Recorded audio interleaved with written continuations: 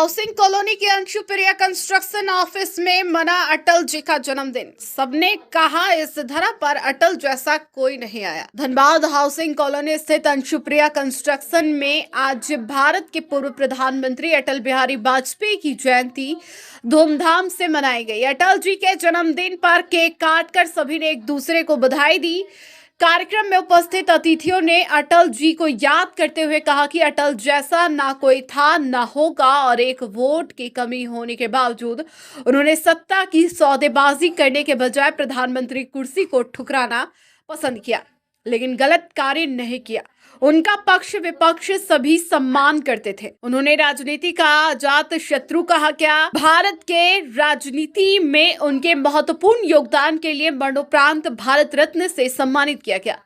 सदैव अटल के बारे में उनकी खुद की लिखी एक कविता आज प्रेरणा देती है। एक हाथ में सृजन, दूसरे में प्रलय लिए चलते हैं। सभी कृति ज्वाला में जलते हैं, हम अंधियारे में जलते हैं। आंखों में वैभव के सपने, पग में तूफान की गति हो। राष्ट्रभक्ति का ज्वर ना रुकता, आए जिसकी हिम्मत हो। वहीं कार्यक्रम में राकेश सिंह, संपू सिंह, संजय सिंह, लक्ष्मण सिंह, आलोक झा, राजीव सहाय, सतीश सिंह, विक्की सिंह, संजय यादव, बजबाई, अनिरुद्ध सिंह, कंपू सिंह सहित अन्य लोग शामिल थे। हम लोग कुछ व्यापारी वर्ग, बिल्डर, दोस्त यार के बीच में पिछले 20 साल से उनका जन्म उत्सव मनाते आ रहे हैं।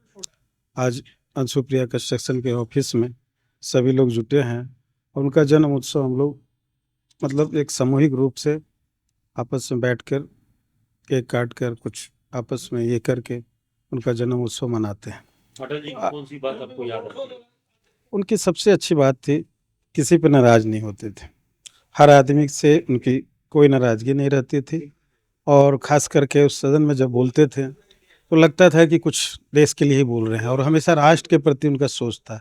कभी अपने लिए नहीं सोचे, राष्ट्र क्या ज़रूरत है, राष्ट्र को क्या मिलना चाहिए, उसी पे बात करते थे। लोग अपने फ़ायदा के लिए ज़्यादातर लोग बात करते, लेकिन उनकी अपनी कोई इच्छा नहीं रहती थी। राष्ट्र सर्वोपरि था, इसलिए मेरे लिए बहुत सर्वोपरि नेता है। देश के लिए बहुत बड़ा धरोहर है, भारत रत्न प्राप्त है, बहुत अच्छा लगता है। अटल जी की कौन सी बात जो है वो जो सबसे ज्यादा आपको अच्छी लगती है आज भी, और उनको जीवन में जब भी उनका याद आता है उनके जन्मदिन पर तो? अटल जी, श्रद्धेय अटल जी तो हम लोग के सबके श्रद्धेय हैं ही। जो जीवन में हमको प्रभावित किया उनका जब उनका नो कॉन्फिडेंस का वोट चल रहा था और एक वोट से हार गए थे और उन्होंने बिना परवाह किए हुए आज की राजनीति और पिछले का राजनीति सबसे ऊपर उठ के उन्होंने जाके त्यागपत्र दे दिया।